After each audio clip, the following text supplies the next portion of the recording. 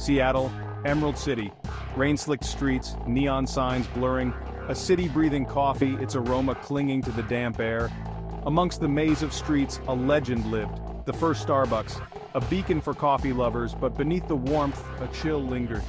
Emily, a young barista with eyes as bright as the city lights, felt it. A shiver down her spine every time she stepped inside.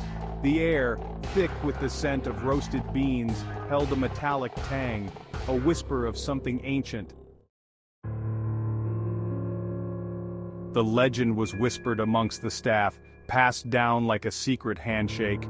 It was a tale that had been told in hushed tones, a story that seemed too fantastical to be true, yet too eerie to be dismissed. The whispers carried a weight, a sense of foreboding that lingered in the air long after the words had been spoken. The original owners, blinded by ambition, had made a deal. A pact with an entity drawn to the intoxicating aroma of freshly brewed coffee. They were desperate for success, willing to do anything to ensure their cafe thrived. The entity promised them prosperity beyond their wildest dreams, but at a cost that would be paid in blood and soul. In return for success, they offered a sacrifice. The soul of the first barista to spill a drop of coffee on the anniversary of the pact. This ritual was to be carried out every year, a dark offering to the entity that had granted them their wish. The baristas were unaware of their fate, blissfully ignorant of the sinister deal that had been struck. Emily, initially skeptical, started noticing things. A flicker of movement in the reflection of the stainless steel counter. She had heard the stories, but like many, she had dismissed them as mere folklore. However, the more she worked at the cafe, the more she began to see and hear things that couldn't be easily explained. The murmur of voices when the cafe was empty. The scent of burnt coffee, acrid and sharp, even when the machines were cold. She felt a chill in the air, a sense of being watched. The once cozy cafe now felt like a haunted house filled with unseen eyes and unheard whispers. Emily couldn't shake the feeling that something was terribly wrong, that the legend of the first Siren was more than just a story. The strange occurrences escalated, cups toppling over untouched. The espresso machine, usually a symphony of hisses and gurgles, began to groan and wheeze, a low guttural growl emanating from its depths. Customers complained of feeling watched, their usual caffeine-fueled chatter replaced by uneasy silence. The manager, a skeptic, dismissed it as city stress. But Emily, her heart pounding a frantic rhythm against her ribs, knew better. The legend was true, and she was living it. One night, closing up alone, Emily heard it. A steady thumping sound, like a heartbeat coming from the espresso machine. The metal was warm to the touch, pulsating with an unnatural energy. Her breath hitched in her throat, fear a cold fist squeezing her lungs. She reached for the power switch, but hesitated. The legend, the pact, the anniversary was only a week away. Was she the sacrifice? Sleep offered no escape. Nightmares plagued Emily. Images of a swirling vortex of steam, a pair of eyes glowing within its depths, and the scent of burnt coffee clinging to her like a shroud. The city, usually a source of comfort, felt oppressive. The rain a constant reminder of the darkness that lurked beneath the surface. She confided in a co-worker, an older woman with kind eyes and a knowing smile. "The city has secrets," the woman said, her voice barely a whisper. "Some darker than others. You've stumbled upon one best left buried." The following days were a blur of fear and adrenaline. Every cup of coffee Emily made felt heavy with dread. She started seeing faces in the latte art, grotesque and distorted, leering up at her from the foam. The other baristas noticed her fear, their own unease growing. The once jovial atmosphere of the cafe became thick with tension. Even the customers felt it, their conversations hushed, their eyes darting nervously around the room. The night before the anniversary, Emily volunteered for the closing shift. She knew she couldn't escape it. The entity, whatever it was, had chosen her.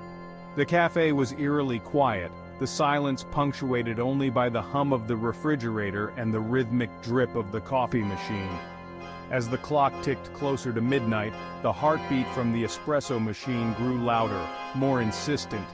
The air grew thick and heavy, the metallic tang almost unbearable. Driven by a desperate hope, Emily searched the back office. She had heard the stories, the whispers of a dark past that haunted the place. The legend spoke of a curse, one that had plagued the coffee shop for generations. Emily was determined to uncover the truth, no matter the cost. Old files, employee records, anything that could explain the legend, anything that could help her break the curse. She sifted through the dusty documents, her fingers leaving trails in the thick layer of grime. Each file she opened seemed to hold more questions than answers, but she pressed on, driven by a sense of urgency. And then, tucked away in a dusty corner, she found it. A hidden journal, almost forgotten by time, concealed beneath a pile of neglected papers. Her heart raced as she carefully pulled it out, the weight of its secrets heavy in her hands. A leather-bound journal, its pages yellowed with age. The cover was worn, the leather cracked and faded, but the intricate details hinted at its importance. Emily's hands trembled as she opened it, the musty smell of old paper filling the air. The journal belonged to one of the original owners, detailing the pact, the sacrifice, and the entity they had bargained with. The handwriting was elegant, yet eerie, each word carefully chosen to document the dark history. Emily's eyes widened as she read about the sinister agreement, the promises made, and the price paid. A being of pure energy, drawn to the life force of the city and the intoxicating aroma of coffee. The entity thrived in the shadows, its presence felt but never seen. It was a guardian and a curse, a double-edged sword that brought both prosperity and doom. It fed on the energy of the sacrifice, granting success in return. The journal described the rituals, the offerings, and the consequences of failing to appease the entity.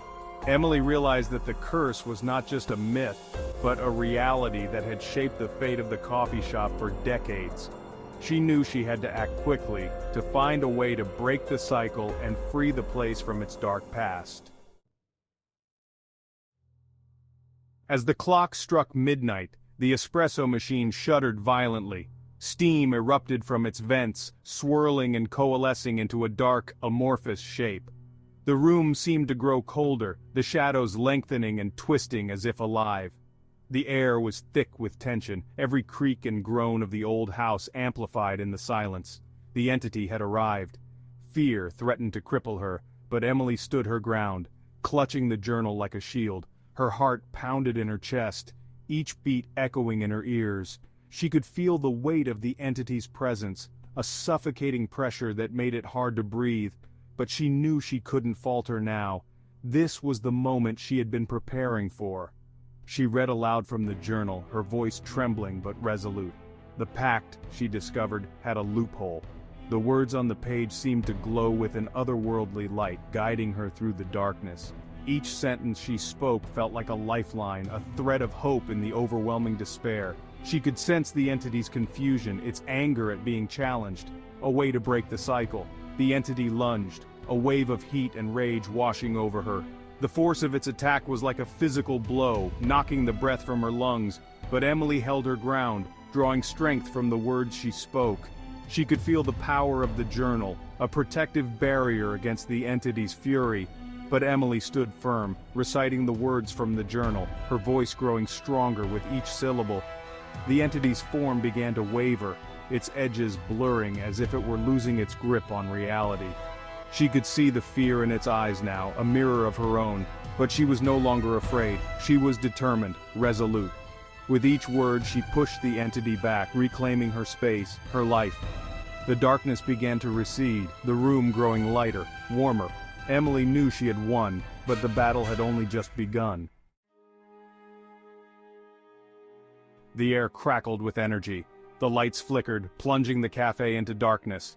Then, as suddenly as it began, it was over. The espresso machine sputtered and died. The scent of burnt coffee lingered, a final, acrid reminder of the entity's presence. Exhausted, Emily sank to her knees, the weight of the night heavy on her shoulders. She had survived, but at a cost. The city, bathed in the pale light of dawn, seemed to hold its breath. The rain had stopped, leaving an eerie silence in its wake. Emily knew the entity was gone, banished back to the darkness from whence it came. But she also knew the cycle was not broken, merely paused. The city, she realized, thrived on such bargains. And somewhere, hidden beneath the aroma of 1,000,000 cups of coffee, another siren was waiting, listening for its next offering.